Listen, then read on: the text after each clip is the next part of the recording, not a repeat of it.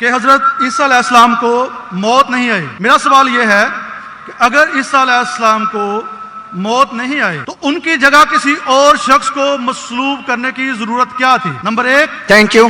میں ایک ہی سوال آپ کو الاؤ کروں گا، اور میرا آپ سے ریکویسٹ ہے کہ جب ڈاکٹر ذاکر نائک ہمارے مہمان ہیں، اگر وہ سوال کا جواب دے رہے ہیں تو آپ پلیز انٹرجیکٹ نہیں کیجیے گا. اگر ان کو آپ سے کوئی پوچھنا ہوگا تو تب آپ جواب دیجیے گا.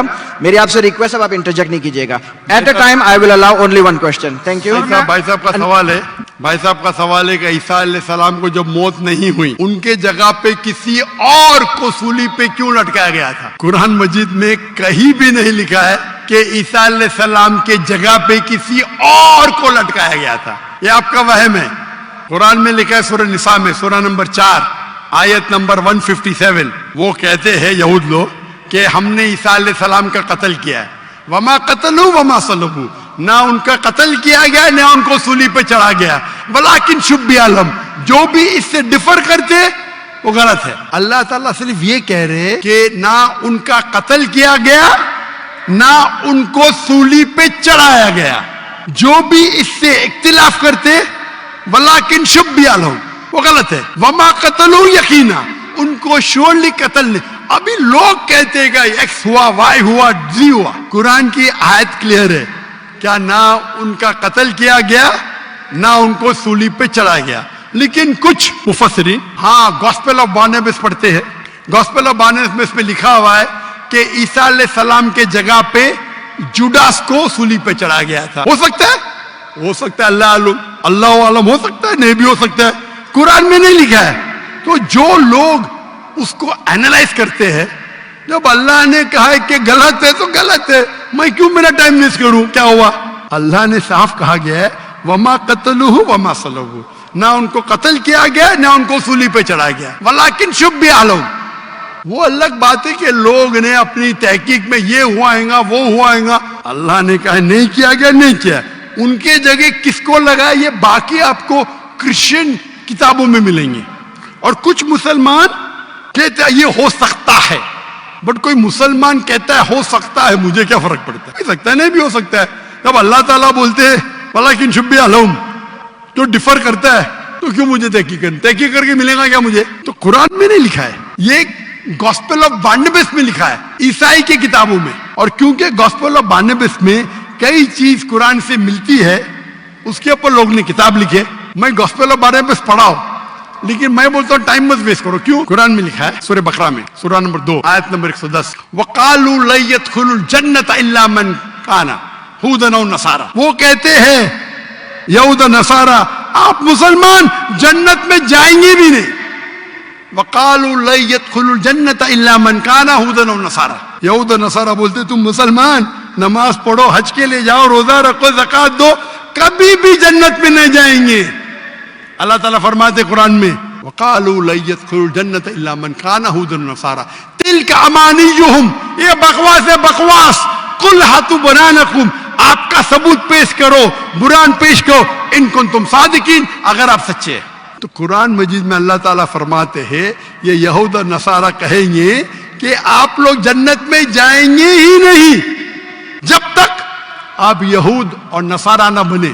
تو اللہ تعالیٰ فرماتے تِلْكَ أَمَانِيُّهُمْ، یہ بکواس ہے، بکواس.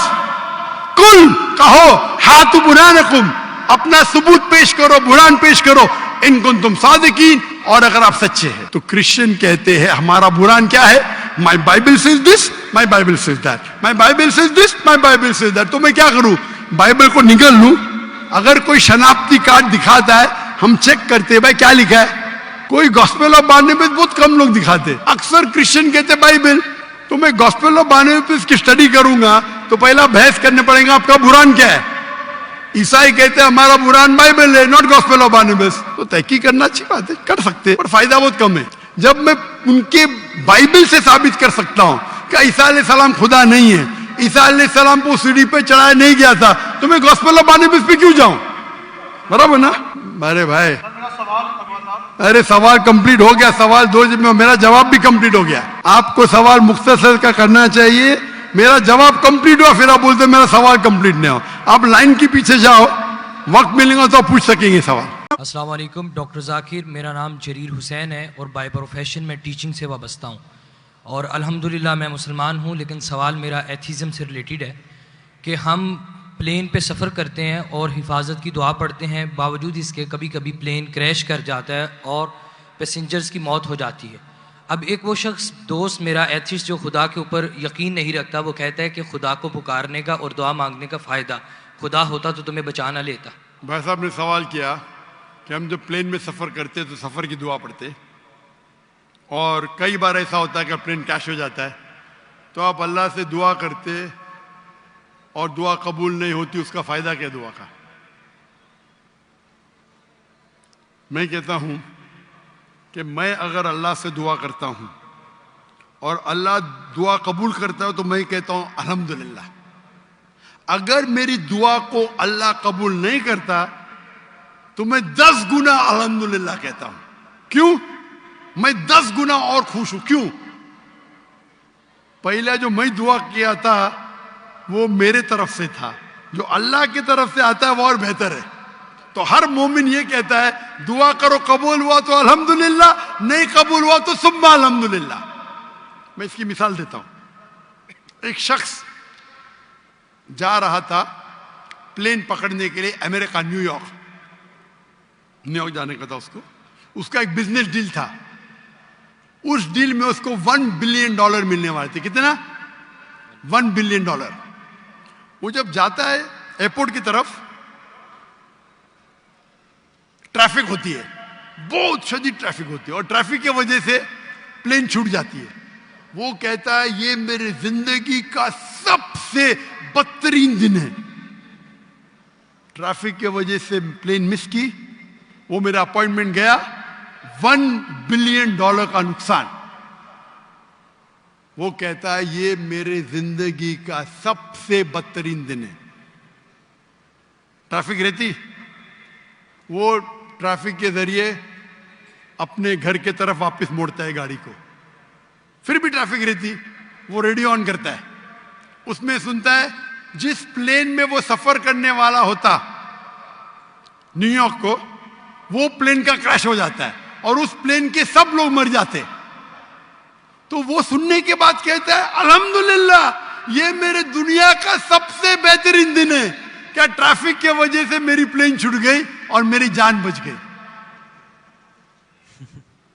اللہ تعالیٰ فرماتے قرآن مجید میں کہ آپ اس چیز سے محبت کرتے ہیں جو شاید آپ کے لیے بہتر نہیں، اور اس چیز کے لیے نفرت کرتے جو آپ کے لیے بہتر ہے۔ اللہ جانتا ہے، آپ نہیں جانتے۔ تو ایک مومن جو اللہ پہ بھروسہ، وہ ایتھیسٹ کیا بھروسہ کرے گا؟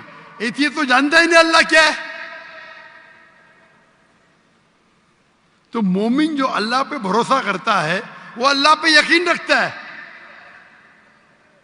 مثال کے طور پہ ایک آدمی ایک نوجوان مجھے موٹر سائیکل چاہیے، ہارلی ڈیوڈسن 1000 cc، دعا کرتا نہیں ملتی۔ اللہ تعالیٰ جانتا ہے اگر میں ہارلی ڈیوڈسن موٹر سائیکل دوں گا 1000 cc کی، اس کا ایکسیڈنٹ ہوگا اور وہ لنگڑا ہو جائے گا۔ اللہ جانتا ہے، وہ نہیں جانتا ہے۔ اب سمجھ رہے؟ وہ ایتھیسٹ کیا جانتا ہے؟ ہم اللہ پہ یقین کرتے۔ اسی لیے ایک اچھا مومن تاجر اگر بزنس پہ منافع ہوگا وہ کہیں گا الحمدللہ، نقصان ہوگا تو بھی الحمدللہ کہیں گا۔ کیوں؟ ایک اچھا مومن فائدہ ہے، الحمدللہ میرا فائدہ ہوا 20%، نقصان ہو تو کیا بولیں گا؟ اگر 20% نقصان ہو کیا بولیں گا؟ الحمدللہ صرف 20% ہوا، ہو سکتا ہے کہ 50% نقصان ہو۔ تو ایک مومن اللہ پہ بھروسہ کرتا ہے۔ آپ سمجھے؟ تو یہ یقین ہے ہمارا۔ ہم جب دعا کرتے اپنی حفاظت کے لیے دعا کرتے، پلین میں اڑے، کیا پتا ابھی آپ جا رہے، بہت سے پاکستانی جاتے امریکہ میں کیا کرنے کے لیے؟ گرین پیسچرز، انگلش میں بولتے گرین پیسچرز کمانے کے لیے جا رہے۔ یہاں بیچارہ اچھا نمازی، 5 ٹائم نمازی، زکوٰۃ دیتا ہے، حج کرتا ہے، پلین میں جاتا ہے میں امریکہ جاؤں گا، کریش ہو جاتا ہے، ارے بچ گیا، امریکہ میں جاتا تو جہنم میں جاتا تھا۔ क्रैश होगा तो जन्नत में जाएगा ना. वो दुआ पड़ी थी, अल्लाह ने दुआ सुनी. समझ रहे? अल्लाह ने दुआ सुनी इसकी. अरे वहां अमेरिका जाएगा, शराबी बनेगा, मक्कार बनेगा, अय्याशी करेगा. यहाँ बेचारा अच्छा था, अच्छा मुसलमान था पाकिस्तान में. आप समझ रहे? तो प्लेन क्रैश हुआ तो कम से कम जन्नत में तो गया ना. आप समझ रहे? बेशक. तो ये अल्लाह का निजाम है. आपको अल्लाह पे भरोसा रखना चाहिए, अल्लाह के अहकामात पे फॉलो करना चाहिए, और इंशाअल्लाह आप इस दुनिया और आखिरत में सफलता पाएंगे. Yes, I accepted Islam about 12 years ago when I was in the United States after watching your videos on YouTube. I am a Sri Lankan who has been living in Pakistan. I am still learning Urdu, so it is preferable if you answer my questions in English. I am a Cambridge OA level physics and mathematics teacher and was the owner of a YouTube channel called Abraham Institute. I was waiting to take my Shahada from you, but certain Muslim asked me to say the Shahada without delay, and later, if I get a chance to meet you, I can say it again. Therefore, today I want to take the Shahada in public from you to declare that I am a Muslim, and I would like to give you a hug on stage and take a copy of the Quran from your hand if it is available. MashaAllah. Before that, I have many questions pertaining to Islam in the Muslim Ummah. I will ask my first question now, and if you allow me, I will ask the remaining questions. One at a time. Yes. My first question, how can I convince my mother to Islam? She is a Buddhist and graduated with a degree in arts from the best university in Sri Lanka. She has not studied science. Thank you. The brother has said that he has reverted to Islam about 12 years back in America. He saw my videos and he was inspired by my videos. Then some Muslims say that, and his desire was to take Shahada from me. Some Muslims said that you should not delay Shahada, and what that Muslim said is perfectly correct. Even though if you have been inspired by my video, you should not delay even by 1 second the day you are convinced what he said is right and you did the right thing. Now your desire is that you take the Shahada from me in public, and inshallah I'll do that. And then you want to come on the stage and give me a hug, inshallah you can do that also. Thank you. Before we take the Shahada and before you take the hug, I will answer your question that your mother is yet a Buddhist. How will you convince her? Yes. I've given a talk on Muhammad Sallallahu Alaihi Wasallam in the various world religious scriptures, and there I've spoken about the prophecies in Buddhist scriptures about the Prophet Muhammad Sallallahu Alaihi Wasallam. If you see that cassette, that will help you a little bit how to convince her. Then there are other lectures of mine, for example, misconceptions about Islam, Quran and modern science, is the Quran God's word? All these video lectures of mine, they are logical, and I'm sure you know which videos of mine convinced you. So same video you can show her. My request to you is that when you talk to your mother, see to it that you are more humble to her. You are more kind to her. If previously you were kind, you have to be more kind. You have to show a difference. That once you accepted Islam, you have become more kind, more humble, more loving. She should feel, what has happened to my son? How come he's become more kind? Then you should say, this is what my religion teaches. Our beloved Prophet Muhammad Sallallahu Alaihi Wasallam said, paradise lies beneath the feet of your mother. So all these teachings, if you tell, and inshallah give her the translation of the Quran and my videos, inshallah, I pray to Allah that may He give a hidayah. Inshallah. I will change my way of doing dawah to her. Yes, and as far as your giving Shahada, it's not a requirement at all. But saying the Shahada again is no problem. I say the Shahada very often. So no problem at all. Inshallah, I'll say it in Arabic and you can repeat it. Yes. I don't have to ask you. I know that you have been a revert since 12 years. So I know you believe in one God. You believe that there is no one worthy of worship except Allah and Prophet Muhammad is the messenger. I'll say it in Arabic and you can repeat it. Yes. Ashhadu Ashhadu Allah Allah ilaha ilaha illallah illallah wa ashhadu wa ashhadu anna anna Muhammadan Muhammadan abduhu abduhu wa rasuluhu. wa rasuluhu. I bear witness I bear witness that there is no God but Allah, that there is no God but Allah, and Prophet Muhammad and Prophet Muhammad is the messenger is the messenger and servant of Allah. and servant of Allah. MashaAllah, you are already a Muslim, you are yet a Muslim. May Allah subhanahu wa ta'ala increase your levels in Akhirah. I pray to Allah that may He give you the best life in this world and the Akhirah, and increase your level to Jannat Firdaus inshallah. میرا سوال یہ ہے کہ اگر شیطان ہمیں اکساتا ہے ورگلاتا ہے گناہ کرنے کے لیے تو شیطان کو کون ورگلاتا ہے؟ بے شک ہر چیز اللہ کی مرضی اور اس کی ول پاور سے ہوتی ہے، تو شیطان کو کون ورگلا رہا ہے؟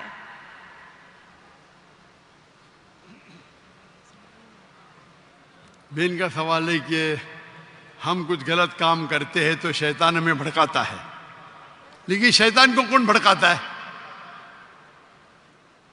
آپ قرآن مجید میں پڑھیں گے تو کئی جگہ ذکر ہے ابلیس کے بارے میں، اور تقریباً 7 جگہ قرآن میں لکھا ہے کہ اللہ نے ابلیس سے فرمایا کہ آپ سجدہ کرو. اللہ نے فرمایا انجل سے، اللہ نے ملائکہ سے فرمایا کہ آپ سجدہ کرو، سب نے سجدہ کیا الا ابلیس.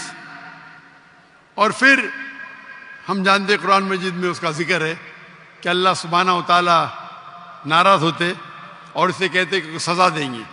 تو ابلیس اللہ سے التجا کرتا ہے، ریکویسٹ کرتا ہے کہ مجھے رسپائٹ دو، میرے سزا کو ذرا دیر سے کرو، اور اگر آپ مجھے رسپائٹ دیں گے، رسپائٹ مطلب سزا کو دیر کریں گے، تو میں تمہارے بندوں کو بھڑکاؤں گا. تو اللہ تعالیٰ جواب دیتے سورہ بقرہ میں کہ آپ میرے بندوں کو بھڑکا ہی نہیں سکیں گے، جو میرے بندے نہیں ہیں ان کو بھڑکا سکیں گے لیکن میرے بندے کو بھڑکا نہیں سکیں گے. تو ابلیس اللہ کو چیلنج کرتا ہے، اور ہم جانتے ہیں کہ اللہ سبحانہ و تعالی ہمیشہ غالب ہوں گے. تو اس دنیا میں یہ ٹیسٹ ہے ہمارے لیے امتحان ہے کہ ہم اللہ کی بات مانتے کہ نہیں. تو قرآن مجید ہدایت کی کتاب ہے. ہمارا سوال ہے کہ ابلیس کو کون بھڑکاتا ہے؟ ابلیس نے اپنے آپ کو بھڑکایا، اس کا غرور تھا. ابلیس حالانکہ اللہ کی بہت عبادت کرتا تھا، لیکن اس کو غرور تھا کہ انسان کو مٹی سے بنایا، میں نور سے ہوں، آنکھ سے، اور میں اور عظیم ہوں. تو کئی بار ہمارا جو غرور رہتا ہے، ایگو، وہ ہمیں جہنم میں لے کے جاتا ہے. تو یہ ابلیس کا ایگو ہے جو اسے بھڑکایا اور وہ اسے جہنم میں لے کے جائے گا. ہوپ دان سے کچھ. السلام علیکم ورحمۃ اللہ وبرکاتہ. جی خوش آمدید دوستو، امید کرتا ہوں ویڈیو آپ نے پوری دیکھی ہوگی اور آپ کو پسند بھی آئی ہوگی. ڈاکٹر ذاکر نائک کا نام تو آپ نے سنا ہے، مختلف ممالک جاتے ہیں اور وہاں پر لوگوں کے ساتھ ڈیبیٹس وغیرہ کرتے ہیں. اب بعض لوگ یہاں پر کچھ اعتراض بھی کرتے ہیں کہ یار ان کی بیانات سننا ٹھیک نہیں، اور اسی طرح ان کی باتیں ٹھیک نہیں. دنیا میں ہر وقت، ہر جگہ، ہر ایک بندے پر کسی نہ کسی نے اعتراض ضرور کیا ہے، اور لوگوں نے جو ہے نا ان کو غلط کہا، کسی نے ٹھیک کہا. آپ کو اللہ تعالیٰ نے دماغ دی ہے، آپ کو اللہ تعالیٰ نے دل دیا ہے. ان دماغ اور دل اور عقل کی روشنی میں آپ اگر ان کا موازنہ کرے اور ان کو پرکھے تو آپ کو اندازہ ہوگا کہ واقعی ڈیبیٹ یعنی مناظرہ کرنا یہ بھی ایک حقیقت ہے. رسول اللہ صلی اللہ علیہ وسلم کو جب آفتاب نبوت دی گئی اور جب انہوں نے شروعات کی تو شروع میں چونکہ اسلام میں لوگوں کی تعداد کم تھی، لوگ چپ کے مسلمان ہو رہے تھے، تو اللہ تعالیٰ نے حکم دیا پیغمبر صلی اللہ علیہ وسلم کو کہ وہ دعوت اور تبلیغ کرے لیکن چپکے سے، عبادات بھی کرے لیکن چپکے سے. پھر ایک حد تک جب مسلمانوں کی تعداد پہنچ گئی، پھر اللہ تعالیٰ نے اجازت دی کہ اپنے قریبی رشتہ داروں کو ڈرا، ان کو دعوت دو، اور یہ آیت نازل ہوئی وَأَنذِرْ عَشِيرَتَكَ الْأَقْرَبِينَ۔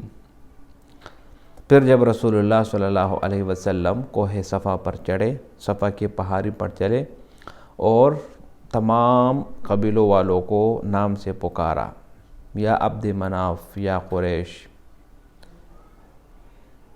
یا بنی ہاشم، ان تمام ناموں سے ان کو پکارا گیا۔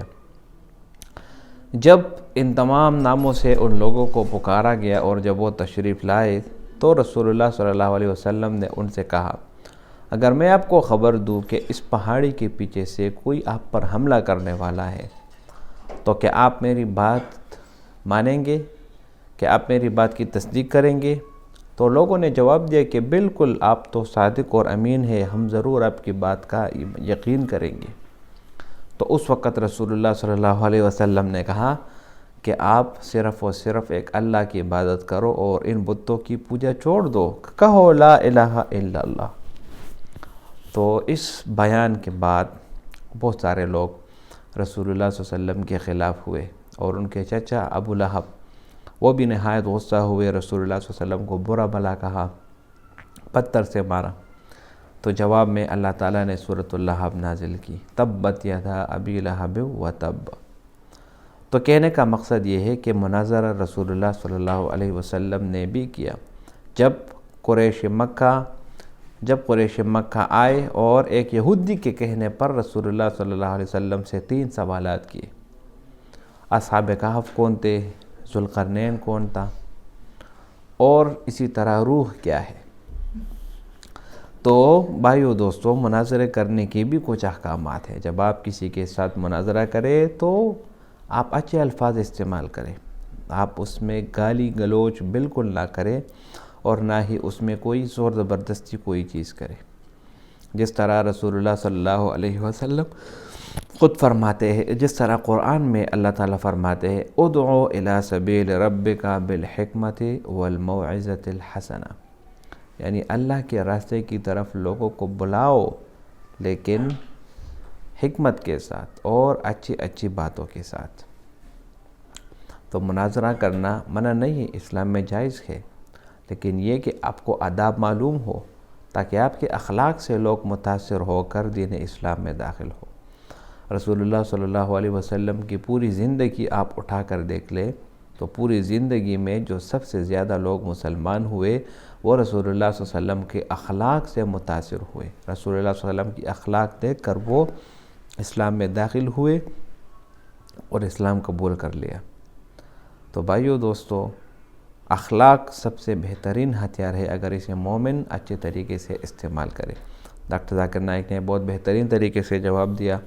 امید کرتا ہوں ویڈیو آپ کو پسند آئی ہوگی۔ اگر ویڈیو آپ کو پسند آئے اس چینل کو سبسکرائب کریں۔ بہت شکریہ۔